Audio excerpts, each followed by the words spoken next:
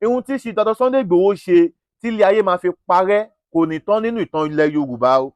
Àìlára ni Ìbà Gani Adams ń bá Chief Dr. Sunday Igboho jà. Bá ní Chief Dr. Sunday Igboho ń pè yín, ìṣe ni kẹ́ ẹ fa Chief Dr. Sunday Igboho mọ́ra. Ojúṣe Ààrẹ Ọ̀nà Kakanfò My name still remains Abiola Adekunle, and I'm here to inform you about Bayo Black TV show, your #1 channel for trending gist. Please subscribe. Don't forget to turn on your notifications. Thank you. I love you all. Nǹkan márùn-ún òun ni ojúṣe Ìbà Gani Adams gẹ́gẹ́ bí Ààrẹ Ọ̀nà Kakanfò fún ilẹ̀ Yorùbá. Nǹkan márùn-ún tó pọn dandan.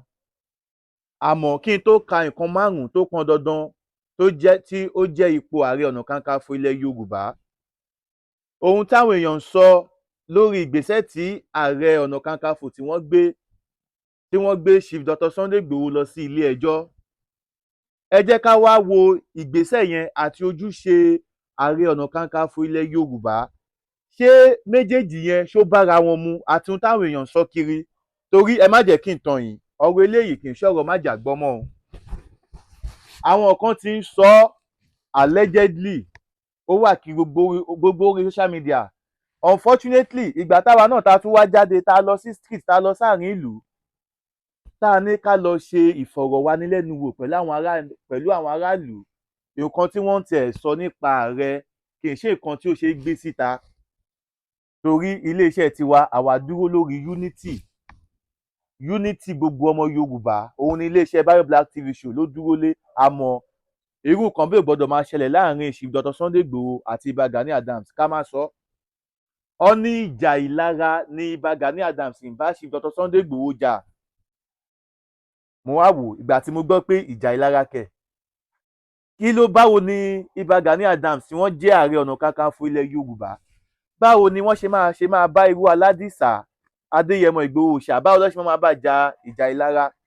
Ibẹ̀ ni mo ti wá bẹ̀rẹ̀ research wípé ẹ jọ̀ọ́ kí ni ojúṣe Ìbà Gani Adams ní ilẹ̀ Yorùbá gẹ́gẹ́ bí Ààrẹ Ọ̀nà Kakanfò yẹn.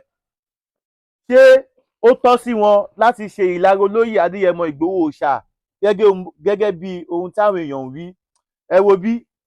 Ẹ káàbọ̀ sórí ètò lénìí. Bayo Black lórúkọ tèmi. Mo kí yín o. Ojú tẹ fi ń wò mí ò ní fọ́. Bẹ́ẹ̀ náà ni etí tẹ fi ń gbọ́ mi. Etí náà ò ní di láṣẹ Elédùmarè. Èmi ní tí ń tòótọ́ Bayo Black lórúkọ tèmi. Tó bá jẹ́ pé ìgbà àkọ́kọ́ rèé tẹ́yìn ṣẹ́ ń wo ìkànnì yìí, ẹ má gbàgbé láti bá mi subscribe sí ìkànnì yìí, kẹ́dẹ̀ share, kẹ́ tan notification button yín. Àyè wà fún polówó ọjà o. Mo pàṣẹ sínú ayé ẹni tó lè rí àmì ṣe láti òní lọ lábẹ́ àhámọ́ ogun tí ayé yín wà. Lórúkọ Jésù, agbára Ọlọ́run kó tú yín sílẹ̀. Dádì àti mọ́mì, Olúwa rán mi sí yín sà. Kí ló ń tẹ̀ ń là kọjá tó dàbí pé ẹ rò pé kò sí ọ̀nà àbáyọ mọ́? Olúwa ní kí n sọ fún yín pé kẹ́ má sọ ìrètí nù. Ọ̀nà àbáyọ ṣì wà fún yín tí ó bá ṣe é ṣe fún Ọlọ́run láti jí Lásárù dìde kúrò nínú òkú ọjọ́ 4 tó ti rùn. Olúwa náà ṣetán láti dá yín lóhùn. Ohunkóhun tó wù kẹ́ máa là kọjá. Ṣé ẹ̀ ń wáwé ìgbélú ni? Ṣé iṣẹ́ yín ni ò lọ déédé? Ṣé ẹ̀ ń wá ọ̀nà àbáyọ? Lórí ìgbéyàwó rẹ ti ní ìṣòro tẹ́ ń là kọjá ni. Ohunkóhun tó wù kẹ́ máa là kọjá. Ẹ jẹ́ á jọ gbàdúrà papọ̀. Ẹ jẹ́ á jọ wá ojú Olúwa. Kò sí ní t'Olúwa ò lè ṣe. Ẹ̀rọ ìbánisọ̀rọ̀ tẹ́ fi máa bá mi sọ̀rọ̀.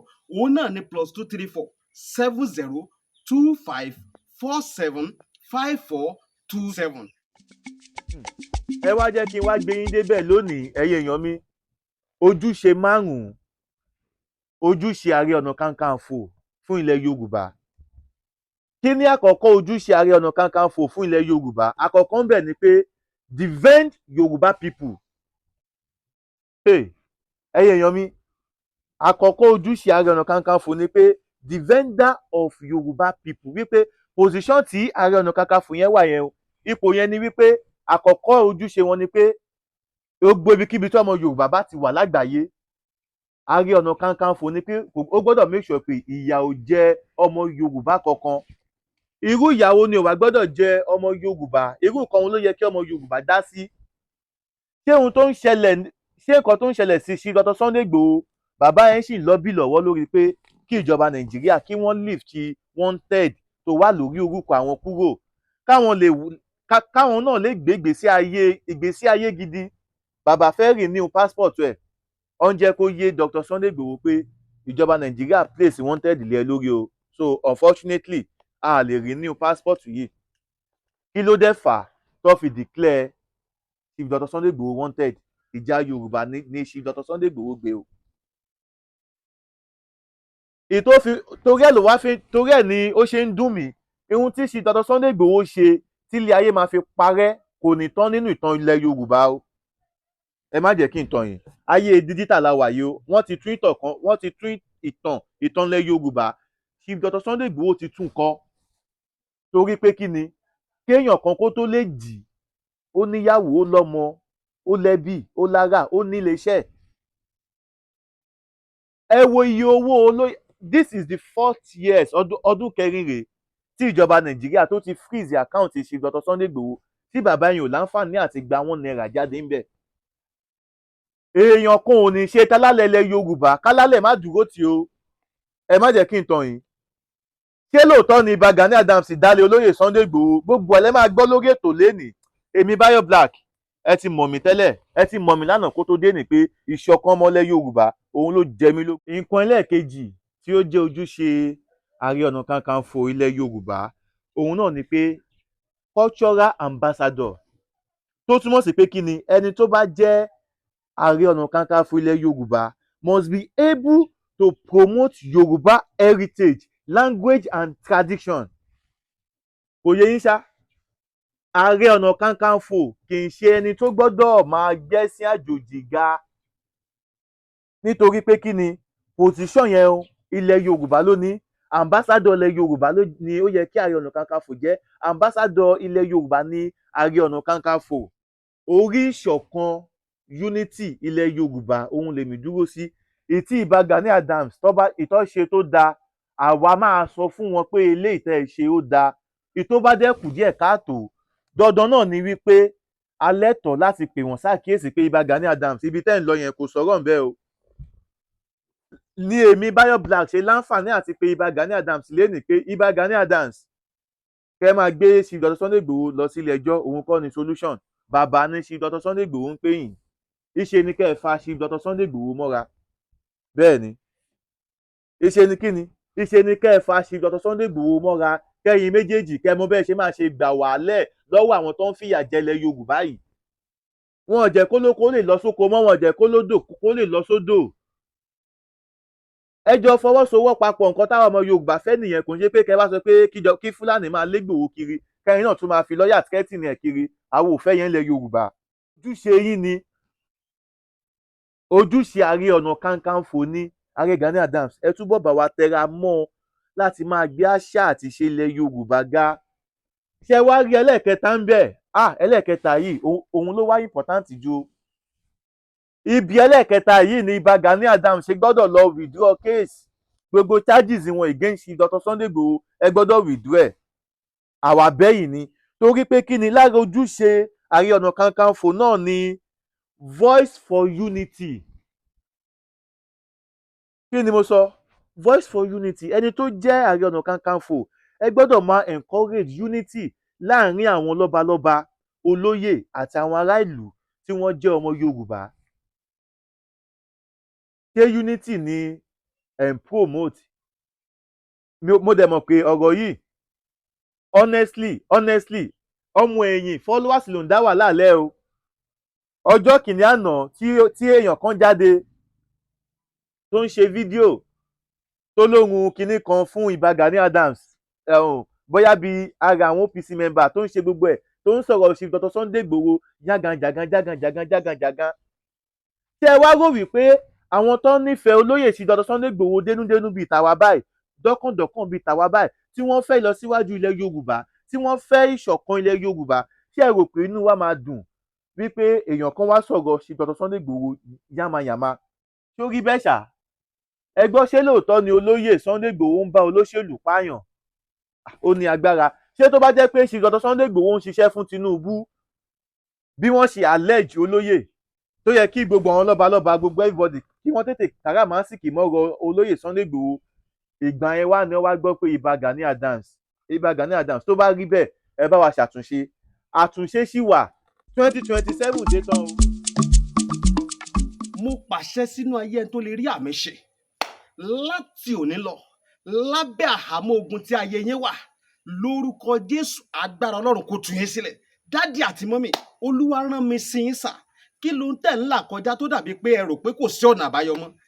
Olúwa ní kí n sọ fún yín pé kẹ́ má sọ ìrètí nù. Ọ̀nà àbáyọ ṣì wà fún yín tí ó bá ṣeé ṣe fún Ọlọ́run láti jí Lásárù dìde kúrò nínú òkú ọjọ́ 4 tó ti rùn. Olúwa náà ṣetán láti dá yín lóhùn. Ohunkóhun tó wù kẹ́ máa là kọjá. Ṣé ẹ̀ ń wáwé ìgbélú ni? Ṣé iṣẹ́ yín ni ò lọ déédé? Ṣé ẹ̀ ń wá ọ̀nà àbáyọ? Lórí ìgbéyàwó rẹ ti ní ìṣòro tẹ́ ń là kọjá ni. Ohunkóhun tó wù kẹ́ máa là kọjá.